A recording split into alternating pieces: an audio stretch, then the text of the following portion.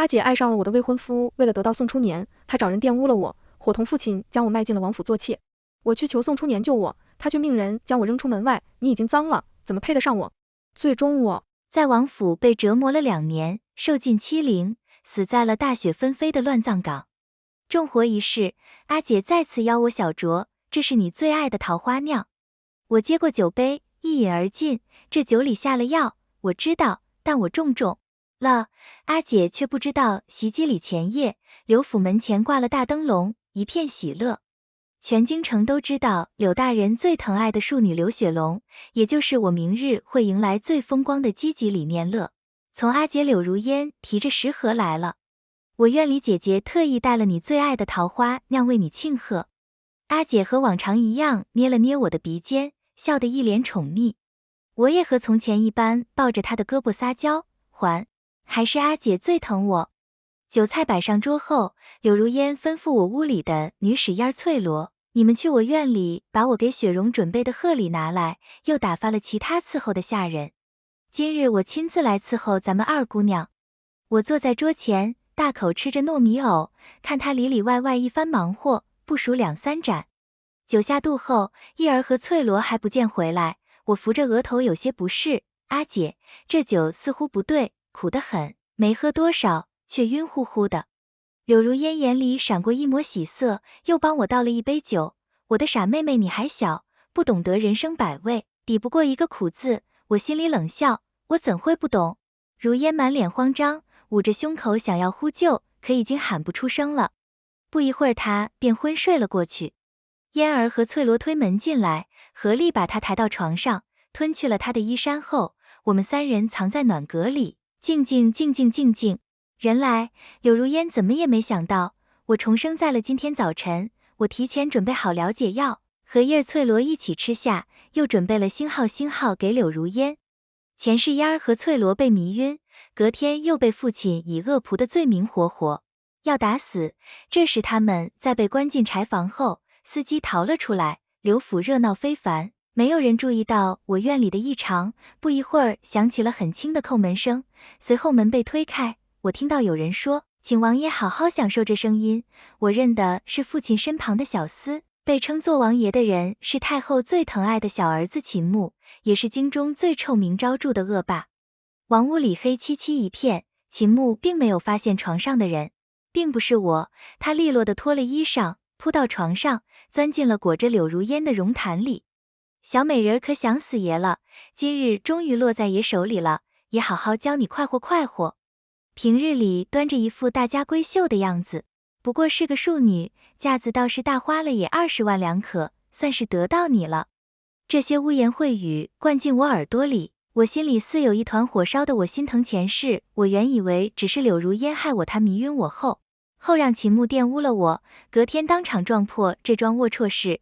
父亲怒极后，把我送去王府，赶出了家门。我一直不懂父亲为何不听我解释，为何从不去看我。后来我懂了，这场害我的戏码有如烟意在宋初年，而父亲为20万两白银收买。我还想着前世时，突然感觉手上湿哒哒，有泪珠子落上一儿哭了。他心疼我，翠罗紧紧捂着我的耳朵，不让我听。我轻轻捏了捏2人的手，示意我没事。秦牧说的每一个字都像是一把刀，在我心头划拉着，淅淅沥沥流着血渗到了我的5脏6腑，疼得我快要吸不上气。终于是沉沉睡去后，我和幺儿翠罗从后窗翻出去，趁着夜色出了府。我们一路往州府赶去。州府嫡女周莫如是，我密友也是目前我唯一能信任的人。到了州府，我把今晚的事情讲清楚后，莫如气得砸了2个玉竹牌，太星号了，简直太星号。怎会有这样卖女儿的父亲和害妹妹的姐姐？他平日里对你那样好，竟都是装的。是啊，怎么会有卖女儿的父亲呢？前世秦不想让我做妾，父亲知道我宁死也不会答应，但他对秦牧给的20万两十分上心，所以当柳如烟提出迷婚，我把生米煮成熟饭后，他没有反对。我若顾忌脸面，自暴自弃的从了，便如他愿了；我若不从，他便与我断绝关系。还能得一个治家严谨的名声，没有武家依靠的我，便是秦牧的掌中之物，再也抵不过他这个主意。秦牧也是愿意的，毕竟他的名声已经不能更臭了，他从不在意他，只想得到我。于是，一壶桃花酿，父亲得到的钱，阿姐铲除了情敌，我最信任的2个亲人联手把我推进了人间炼狱。姑娘难过的话就哭出来吧。翠罗见我不说话，握着我的手哽咽着说道，那些话烟杂至极，还好我们姑娘聪明，预料到了，提前准备了解药，才保住了清白。我看着翠罗，心头一阵难受，我的傻丫头还在为我听了那些淫词星号而难过，却不知前是在王府的2年，这些于我而言都是家常便饭。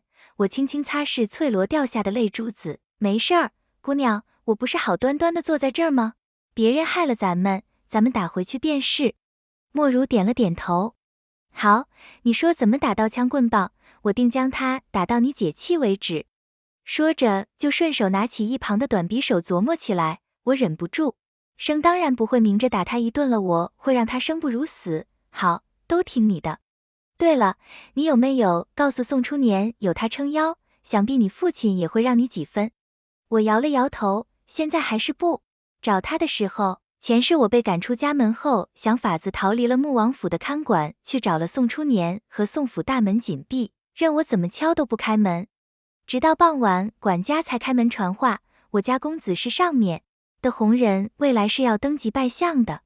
如今整个京城都知道你的风流氏公子，说你这般不检点，身子已经脏了，配不上他，以后别再来了。我忍了一天的眼泪，终究没忍住落下。那个小时候给我送白娘子，旁人说长大以后无论千难万险都要娶我的人，另一个时候会护我一世周全，待我集结后就上门提亲的人，他不信我，他嫌我脏了，可我不脏啊，我干干净净，问心无愧，脏的是害我的人，凭什么我一个受害者变成了千夫所指的对象？我从宋府离开后，就看到了站在街口的秦牧，他冷笑着，刘雪龙，你还能往哪儿逃？从此我再也没见过。宋初年隔天一早，我和莫如一起坐着周府的马车去了刘府。刘府张灯结彩，好不热闹，我坐在马车上静待时机，可快到行礼时间了，还不见我来父亲，有些急了，如烟，你快去瞧瞧你妹妹，都怪我，平日里宠坏了这孩子，今日竟也赖床。可话说完，他才发现有如烟不在。昨晚柳如烟没有回去，他院里无一人禀报，这是我一早就预料到的。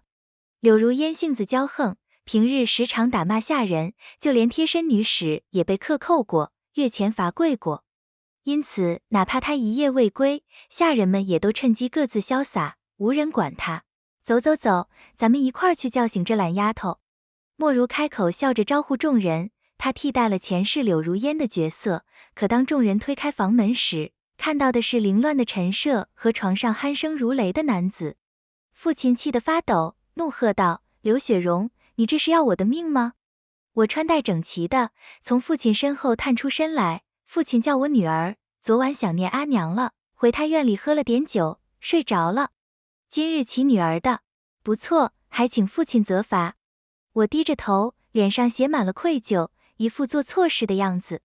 但所有人都明白，现在更严重的是，躺在我床上赤裸着双腿的女子是谁。这一阵吵闹已经吵醒了床上的女子，她揉着眼睛坐起身来，在看清屋内情形后，惊声尖叫起来。和她同样吃惊的还有父亲，我一屁股坐在地上，眼泪大颗大颗的落。天呐，阿姐怎会？阿姐，你怎能做出如此不知廉耻的事，让妹妹我以后还有何脸面活在世上呢？哭了2声后，我扑向一旁的门柱撞去，被莫如一把扯住，你清清白白一个人，若为了这种星号，岂不亏了？看清床上之人是柳如烟后，满脸阴沉，起身就要走，被父亲拦住了。王爷，我女儿的清白断送在了您手上，可不能这样一走了之。秦牧冷笑2声，虽是他约本王来的，但想本王负责也行。听闻柳家嫡女歌喉最是动人，正好王府缺个歌姬，那便送去吧。说完甩开父亲扬长而去，父亲僵在原地，他所有的计划都被打乱了，周围亲朋们也开始议论，柳家竟养出这样的女儿，可惜几十年的清誉父亲沽名钓誉的过了半辈子，最看重的就是这张脸面。于是他转身看向哭得凄惨的柳如烟，恨恨地吩咐道：去拿绳子来给我勒死这个星号。柳如烟尖叫一声，衣衫不整地从床上扑过来，父亲女儿被刘雪龙那星号害了。他话还没说完，就被父亲一个结实的耳光打断了，还在胡说，给我堵住他的嘴，以后我柳家没有你这样丢人现眼的女儿，捆了他扔出去，从此他和刘府一刀两断。说完，父亲捂着胸口，一脸痛苦地晕了过去。我看着这出戏，满意极了。这一段的结局和前世一样，不同的是，如陪我坐在花厅吃茶压惊。雪龙，你认识秦牧吗？方才他好像对你说了什么？我摇摇头，一脸后怕，这样恶臭的人，我怎敢招惹？但其实我听清他经过我身旁时说的话了，他说我早晚会得到你，我忍了又忍，没有把手中的短刀插在他身上，这是我今日欲对父亲若不责罚柳如烟，就假意寻短见的刀。对了，你说还有一场戏是什么？莫如问道。我笑着看向门外，别急，快了，秦牧绝不会善罢甘休，以他的性子，绝不会让自己吃亏。不一会儿，王府的侍卫便来了，要见父亲。管家一脸为难的看着我，我笑着吩咐去，请便，是哪怕晕着也得请来。我知道父亲是装晕的，为了表现出清流，老父亲被女儿气急的样子，如此才能护住他的名声。父亲见到穆王府的人后不断的咳，可对方并不在意他的虚弱，坐在主位上直奔主题。王爷说，刘府不会办事，让王爷睡错了人，那20万两刘府便原数送回吧。至于精神消耗，王爷心慈便不计较了。另外，刘府送了脏东西过去，若是大人惦记女儿，那每年给王爷封2万两银子，王爷便留他一命，若是他死了，王爷便把和大人的交易都搂出去。名声这些东西，王爷向来也不放在眼里。父亲眼里的怨恨裹着阴毒，却不敢反抗。他看了一眼我和莫如，让我回院子里去。不过我知道他的钱留不住了，甚至还得倒大不到1炷香。时间是未，拿着银票走了，管家匆匆来报，老爷晕过去了，直吐鲜血。这一次是真晕了，气晕的，毕竟赔了女儿又折兵。我坐在窗边漫不经心的剪着窗花，那怎么办呢？父亲晕了，请郎中便是今日，我吉早就定好了，要去上香祈福，时辰可不能耽搁。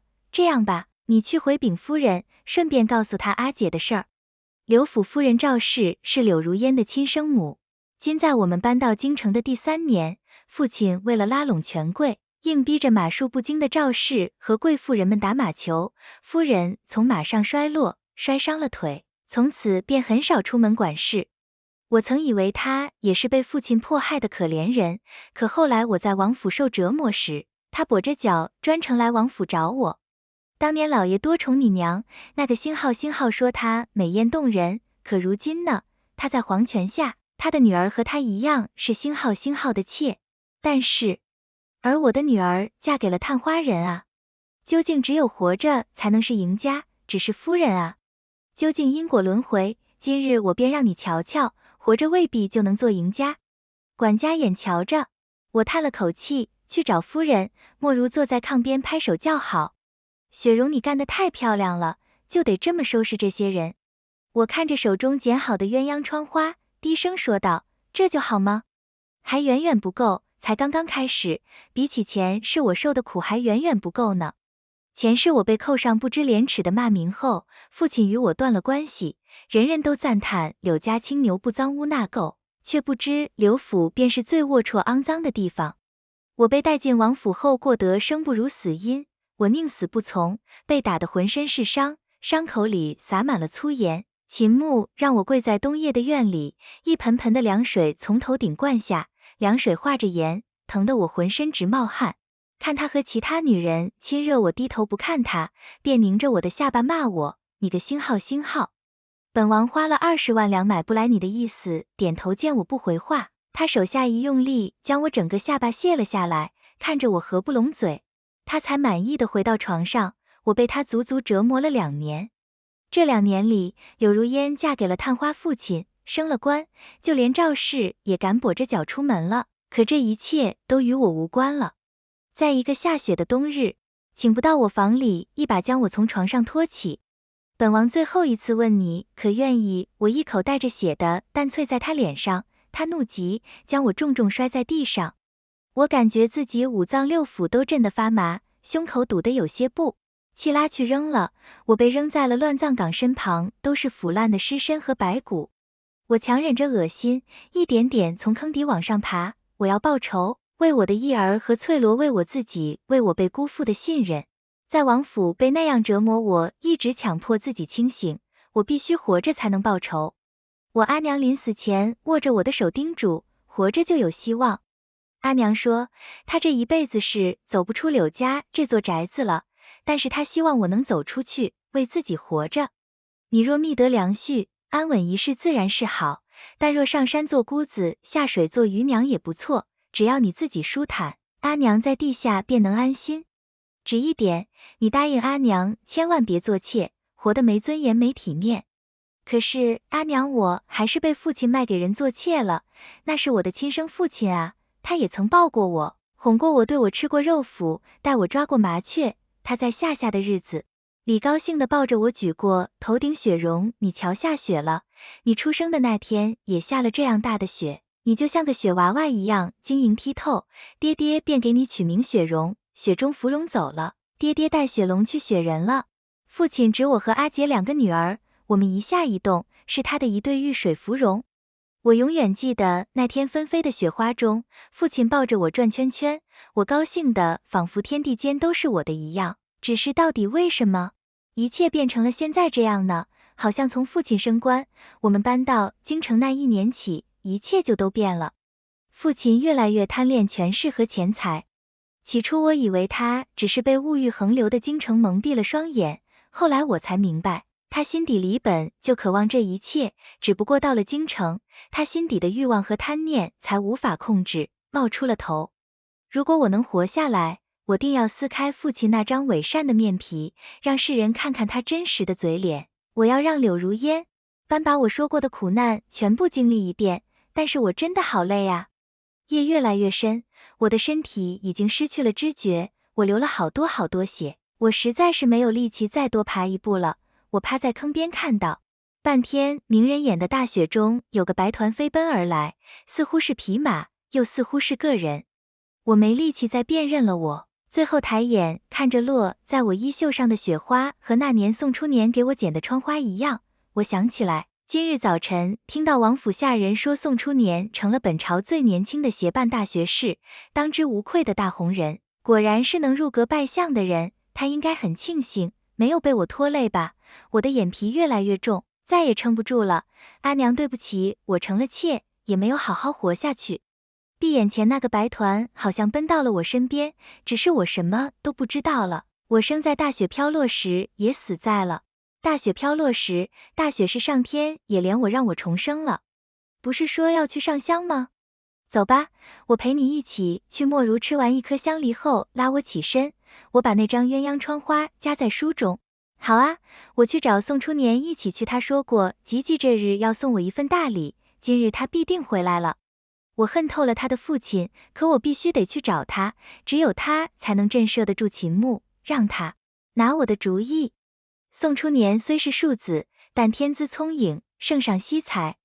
他从小可以自由出入皇宫，和皇子们一起读书，10岁上就帮圣上解决了几个治理大难题，是满朝公认的未来宰辅一心得，圣上庇护，纵使是秦牧也不得不给他几分薄面。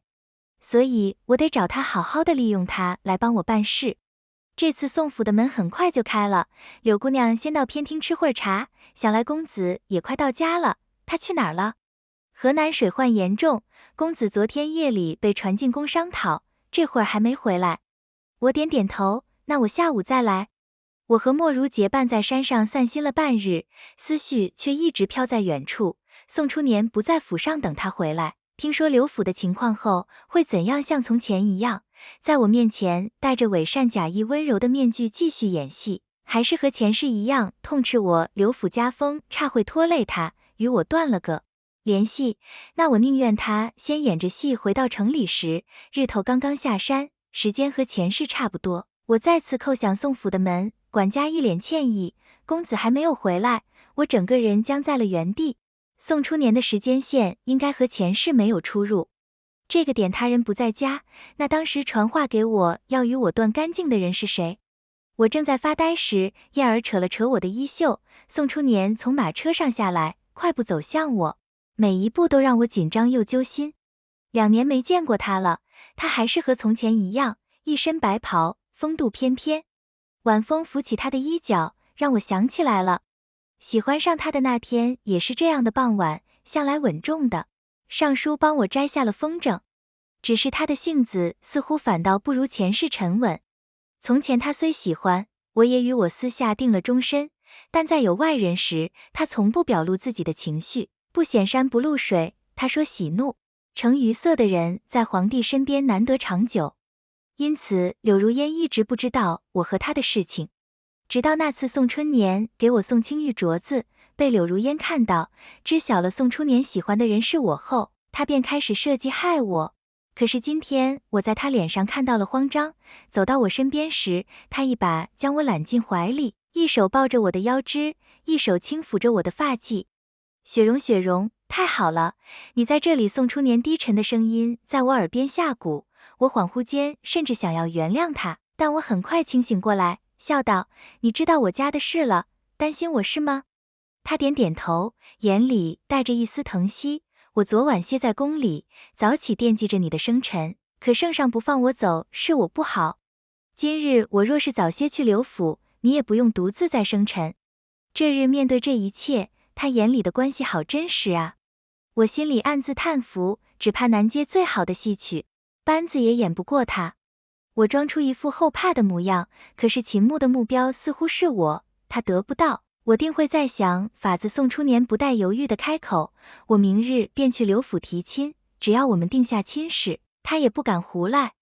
我反问道，你还要娶我吗？不在乎我有那样的姐姐？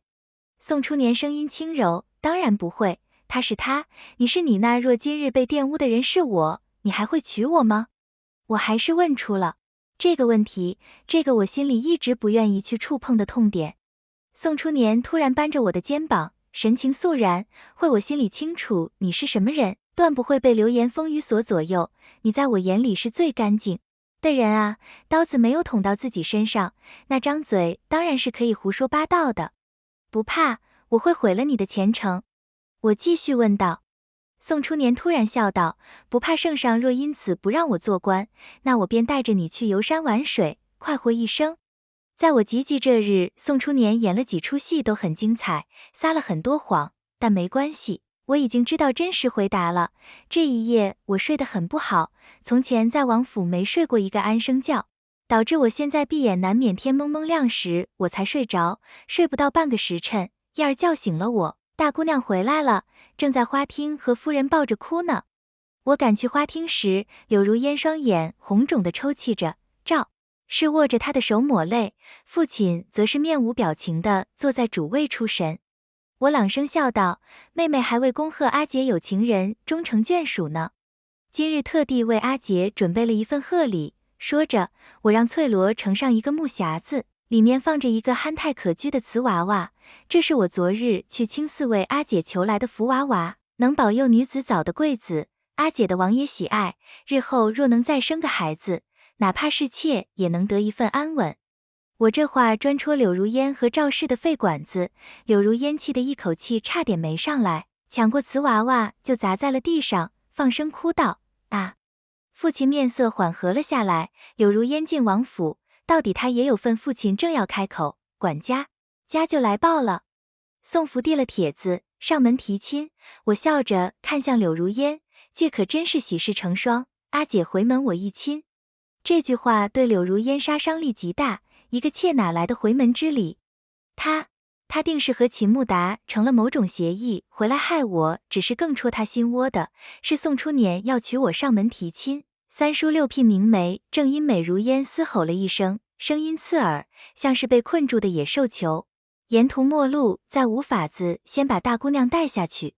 雪龙，你也先去屏风后等着我去迎宋府的人。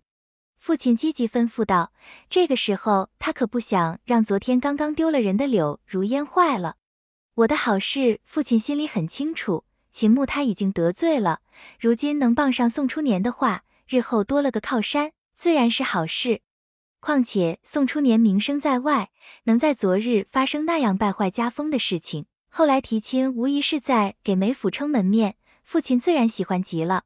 我从未见过这样殷勤的父亲，对宋家人始终笑着客气至极，生怕对方一个不高兴不说这门亲事。我坐在屏风后看宋初年，他眼里满是笑意，疑似乎是真心的。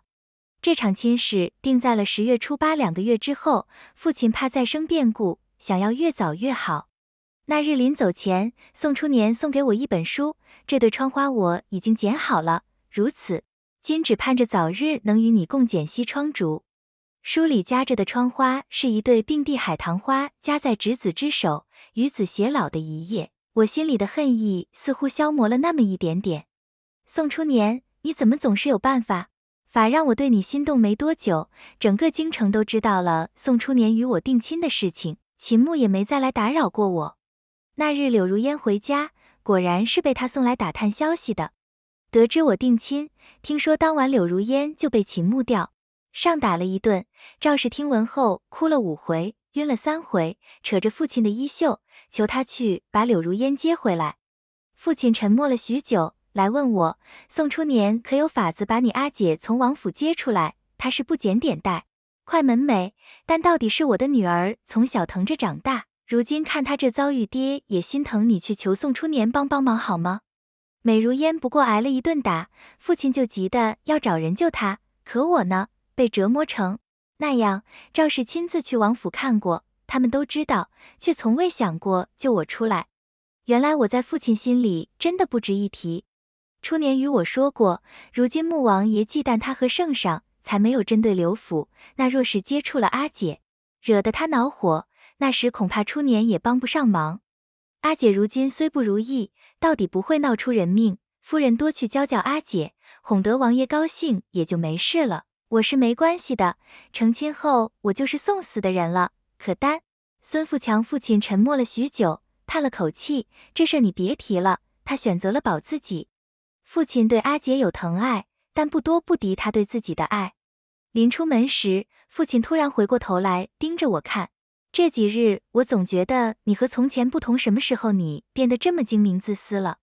我笑得淡然，我若不精明，今日在王府被打的恐怕就是我了。父亲眼神有些闪躲，不要听下人们嚼舌根。我没理会他的窘迫，是不是父亲心里清楚。父亲匆匆离去，出门时险些摔了一跤，我看着他的背影发笑，真有趣。午后我坐在湖边吹风，远远的看到面如死灰的赵氏父亲斥责了他，说嫁出去的女儿泼出去的水是他自己偷情惹的，今日下场，你该去求佛念经，求着王府里能留着他一条命，日后别再说要接他出来的话，传到王府去，你我谁能应对？赵氏心里清楚，秦穆留着柳如烟，一则是为了从父亲这儿套取银子，二则事儿是柳如烟办砸的，他留着美如烟出气。如今父亲放弃了柳如烟，柳如烟的命运一眼一眼的看到头了。路过湖边，赵氏盯着我看，眼里的恨意藏不住。我笑着迎上他的目光，我劝夫人还是听父亲的，毕竟人啊，活到最后才能成为赢家，不是吗？赵氏瞪了我一眼，走了。他不敢害我，若我伤了一分，父亲并不会轻饶他。走吧，咱们去看看父亲。我提着父亲最爱吃的甜食去了书房，闲话几句后，管家来到宋初年来了，父亲忙去迎接。雪龙，你不去吗？我一脸害羞的低着头，不了。父亲笑了2声，小女儿情怀爹爹懂，莫初年是被我找来和父亲谈论字画的，趁着这个空档，我在书房成功找到了自己需要的东西。父亲收受贿赂，联合各部官员买官卖官的证据。现在我只需要一个时机，一个能让父亲身败名裂的机会。我必须赶在婚期前把我该做的事情做完。我不能真的嫁给宋初年，所以当宋初年约我去我们初次相见的园子里时，我很不情愿。他要做什么呢？忆往昔吗？可惜我能回忆起来的只有那句你脏了配不上我，我借口有事没去。没想到宋初年亲自到刘府来寻我雪龙，就这一次，我有重要的事情对你讲。我们坐在曾经最喜欢的大柳树上，宋初年递给我一本册子，这是我写的测试论。2年后，这篇文章将会让我成为圣上真正的左膀右臂。我有些疑惑，为何2年后现在不行吗？莫初年没有回答我，而是反问道，雪龙，近期你性子变了很多，可是遇到什么事儿了？我记得从前你是最在意你阿姐，如今怎会对她不闻不问？难道真的是因为她偷情？我低着头含糊道，她辜负了我的信任。宋初年叹了口气，揽过我的肩头，柔声道，雪容，你信我吗？我会帮你报仇。我心头一震，这话是什么意思？他知道我的仇恨。宋初年继续说道，这些日子我一直在观察，你还是你，只是多了一分防备和冷漠，眼里总有藏不住的恨意，我就知道，你记得曾经的那些少女，你也带着记忆重活一世了。我震惊的转身看着宋初年，他居然也重生了。可重生的条件不是先得死吗？宋初年紧紧握着我的手，知道我给你晚死了几个时辰，所以再次醒来时，在皇宫里，我一时被圣上困住走不了，心急如焚，好在你没事。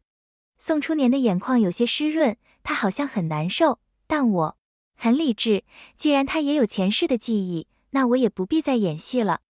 那宋大人是不是得解释一下，那日把我赶出宋府的事儿了？宋初年一脸愧疚，那日我回到府里时已经是深夜，得知了你的事情后，我立刻赶去了王府，可是没能见到你。后来我才知道，兄长擅自以我的名义传话给你，他怕你会影响到宋府。从那以后，我和他再未说过话，我想救你出王府去求了圣上可，上说是你父亲同意的，他也没法子，我只能想办法建功立业，好换取一个把你接出来的机会。终于，我写出了这篇测试论，被破格提为协办大学士。我带着圣上给的金牌去找你时，你已经被送出了城。我看着你一点点低下头，我心里疼得要死，恨不能直接飞过去。可我终于到你身边时，你已经没了呼吸。宋初年说着，眼泪已经落了下来。我看着他这副模样，他们也疼了起来。我把你带到了宋家祖坟，抱着你一起入了棺。我说过，无论千难万险，生老病死，我都要依你敬我。宋家的门是我不好，那日没有早早回来，没有救下你。因此我想，至少黄泉路，我得陪你一起走。我听着宋初年的讲述，不知何时已经泪流满面，他竟然为了我殉情，原来雪中我看到的那团白影是他。我突然明白了，那日在宋府外，他看到我时为何会那样慌张，不顾仪态，为何会当众抱着我？原来如此，原来我喜欢的少年郎从未嫌弃过我，他始终信着我。回家路上，我一直紧紧奉着宋初年的手，用心感受他掌心的温度。宋初年察觉到了我的情绪，紧紧抱着我，将下巴抵在我肩上。雪容，别怕，这一次我绝不会放开你的手。我们就这样一路抱着，两人都没有说话，但我却满足了。我抱着我喜爱的少年，他也同样喜欢我，只是在我安心享受这份喜悦之前，我得先把碍眼的人处理掉。宋初年像是我肚里的蛔虫，总是知道我在想什么，他腾出手来揉揉我的头顶，我已经想到办法将齐木拉下马了。这篇测试论提前2年问世，圣上在朝堂上赞不绝口，让宋初年随便挑选官职。他选了刑部尚书，新官上任2把火，第1把火招的就是那些被压下去的陈念旧案。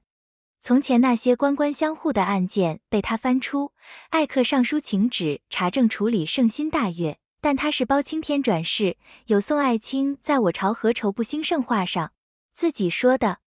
所以，当宋初年最后把秦牧的种种罪行罗列了整整一本书后，圣上再也无法维护这个弟弟。天子犯法都与庶民同罪，更何况是这个平日里无恶不作的王爷呢？圣上没办，发在睁一只眼闭一只眼底下的官员们都盯着看呢。最终，刑部定罪，给秦牧定了斩首之罪12条，流放之罪18条。宋初年给我讲这些时，语气很平静，和你受的折磨相比，他倒是轻松铡刀落下。他的罪责变了吗？我挽着他的胳膊，安抚行刑之前，圣上会去天牢吗？圣上贵体当然不会去，但我可以去秦牧带着镣铐，坐在草席上看我的小浪荡小美人。你舍不得我死来探望我是吗？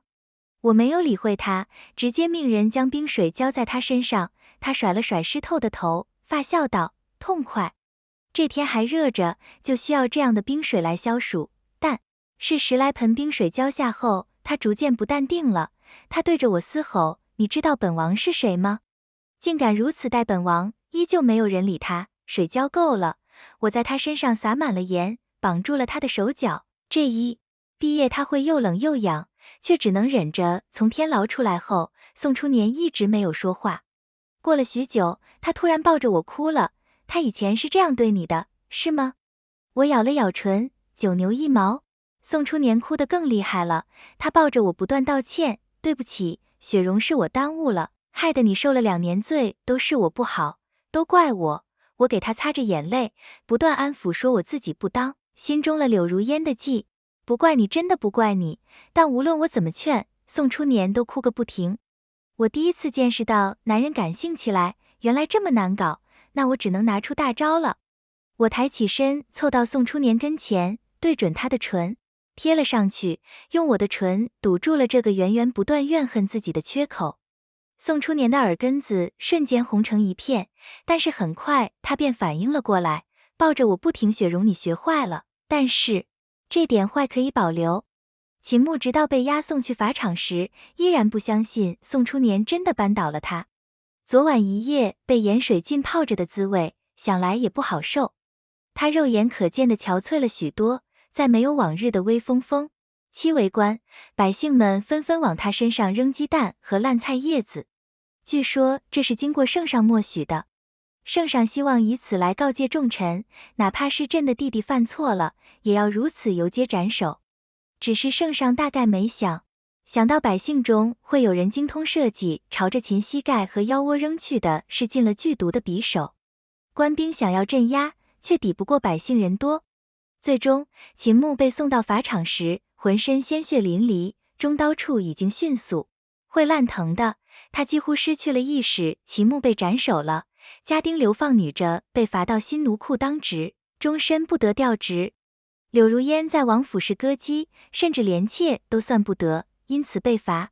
为关系，听说男人们都排着队去找她，想看看这个曾经的柳家女究竟有何魅力，能让秦叶素留府。当年差如烟，得知宋初年喜欢我后，不忿的原因之一便是我魏庶初在他眼里是星号。只是如今不知到底谁才是真的星号了。柳如烟哭着往家里来了好几封信，父亲都拒收。这个时候他可一点都不想和柳如烟沾上关系，他甚至庆幸自己那日说出了与他断绝关系的话。不过他还没有庆幸，几日就被传召去了眼里他那些买官卖官的是私收贿赂的事，便是宋初年燃的第2把火。